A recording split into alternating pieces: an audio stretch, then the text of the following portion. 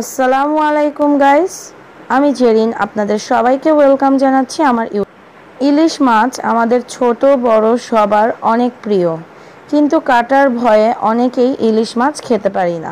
তাই আমি আজ আপনাদের জন্য নিয়ে এসেছি কাটা গলিয়ে অথবা কিভাবে কাটাটা নরম করে ইলিশ মাছ রান্না করা যায় সেই পদ্ধতি। এই পদ্ধতিতে রান্না করলে ইলিশ মাছের যে ছোট কাঁটাগুলো আছে সেগুলো তো গলে যাবে এবং বড় কাঁটাগুলো এতটাই নরম হয়ে যাবে যে মুখে দিলে আপনারা বুঝবেনই না যে কাঁটাটা মুখে পড়েছে। আপনারা যারা কাটার ভয়ে ছোট ইলিশ কিনে আনতে পারেন না, তারা কিন্তু এই রেসিপিটি তৈরি করার জন্য ছোট ইলিশ ব্যবহার করতে পারেন। এই রেসিপিটি আমি শিখেছি আমার ছোট ফুপির থেকে, তাই আজ আমি তাকে ধন্যবাদ জানিয়ে আমার রেসিপিটি শুরু করছি। আমি এখানে ইলিশ মাছ নিয়েছি। মাছটাকে আমি ভালো করে পরিষ্কার করে ভেতর থেকে সব ময়লা বের করে নিয়েছি। আমি এই রেসিপিটির জন্য ছোট সাইজের ইলিশ মাছ নিয়েছি, কিন্তু আপনারা যদি চান বড় ইলিশ মাছ মাঝখান দিয়ে কেটেও নিতে পারেন। আমি মাছগুলোকে একটি ছড়ানো বাটিতে নিয়ে নিব এবং একে একে এর মধ্যে সব মশলা দিয়ে দিব। আমি এখন দিয়ে দিব হাফ কাপ পরিমাণে পেঁয়াজ বাটা, হাফ কাপ সরিষা বাটা। সরিষাটা বাটার সময় আমি অল্প একটু লবণ, ৫-৬টি কাঁচামরিচ ও ১ ইঞ্চি পরিমাণে আদা দিয়ে বেটে নিয়েছি।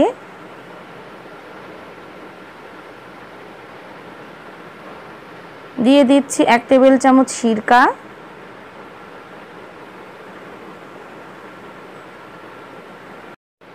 ১ টেবিল চামচের মতো লেবুর রস,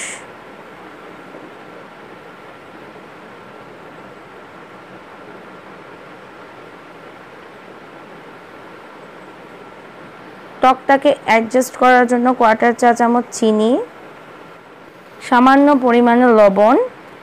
লবণটা আমি একটু কম ব্যবহার করছি কারণ সরিষা বাটার মধ্যে লবণ আছে। 1.5 কাপের মতো পেঁয়াজ কুচি এবং পরিমাণ মতো তেল। এখন এই সব কিছু হাত দিয়ে মিশিয়ে মাছের গায়ে আমি খুব ভালোভাবে মেখে নিব।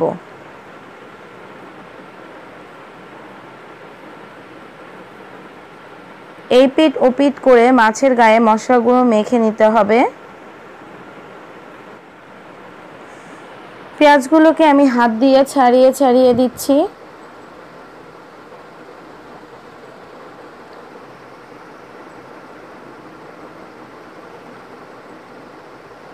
এখন আমি মাছগুলোকে ঢেকে 15 থেকে 20 মিনিটের জন্য একটা সাইডে রেখে দিব ম্যারিনেট হওয়ার জন্য।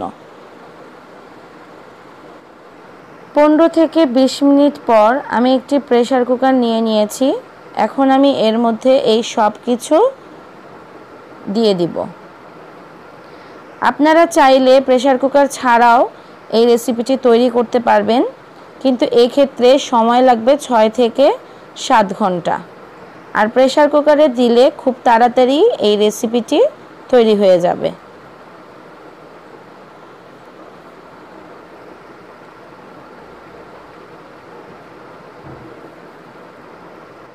যে বাটিটায় মাছগুলো মাখানো ছিল সেই বাটিটার মধ্যে পানি নিয়ে আমি হাত দিয়ে মশলাগুলো ছাড়িয়ে প্রেসার কুকারে দিয়ে দিব। পানিটা এমন পরিমাণে দিতে হবে যাতে মাছগুলো ডুবে থাকে। দিয়ে দিচ্ছি 7 থেকে 8টি কাঁচামরিচ। এখন ঢাকনা দিয়ে ঢেকে প্রেসার কুকারটা আমি চুলায় বসিয়ে দিব। প্রথম 10 মিনিট চুলার আঁচটা একদম হাইতে থাকবে। 10 মিনিট পর আমি চুলার আঁচটা কমিয়ে মিডিয়াম লোয়ে করে দিব এবং অপেক্ষা করব 1.5 ঘন্টা। এর সময় ঢাকনা খোলা যাবে না, তবে আপনারা যদি মনে করেন যে নিচে লেগে যাচ্ছে তাহলে একবার ঢাকনা খুলে দেখে নিতে পারেন। 1.5 ঘন্টা পর আমি ঢাকনাটা খুলে নিয়েছি। অনেকখানি পানি রয়ে গিয়েছে। আমি এখন আর ঢাকনা দিয়ে ঢেকে দিব না, ঢাকনা খোলা অবস্থায় পানিগুলো টানিয়ে নিব। আপনারা চাইলে এই পর্যায়ে একটি প্যানে তরকারিটাকে ঢেলে তারপর পানি টানাতে পারেন। তেল উপরে উঠে গিয়েছে, তার মানে আমার তরকারিটা হয়ে গিয়েছে। আপনারা চাইলে আরেকটু পোড়া পোড়া করতে পারেন, সেটাও কিন্তু খেতে অসম্ভব মজা লাগে। আমার ছোট ভাই তো সেভাবেই পছন্দ করে। তৈরি হয়ে গেল মজাদার স্মোকি ইলিশ। আপনারা নিশ্চয়ই চিন্তা করছেন যে ভেতরটা কেমন হয়েছে। আমি আপনাদের লেজের কাছ থেকে একটু ভেঙে দেখাচ্ছি, কারণ লেজের কাছে অনেক কাটা থাকে, সেটা দেখলেই আপনারা বুঝতে পারবেন যে মাছটা কেমন হলো।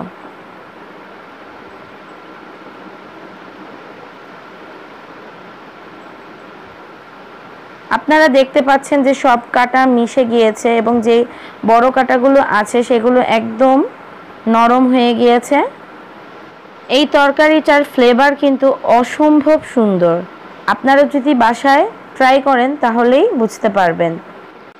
আপনারা এই মাছটা ভাত, পোলাও, বিরিয়ানি সব কিছুর সাথেই সার্ভ করতে পারবেন। এটা সব কিছুর সাথেই খেতে অসম্ভব মজা। আপনারা বাসায় অবশ্যই ট্রাই করবেন, আমাকে কমেন্টসের মাধ্যমে জানাবেন কেমন হলো। ভালো লাগলে আমার চ্যানেলটিকে অবশ্যই সাবস্ক্রাইব করবেন। ধন্যবাদ সবাইকে, ভালো থাকবেন। আল্লাহ হাফেজ।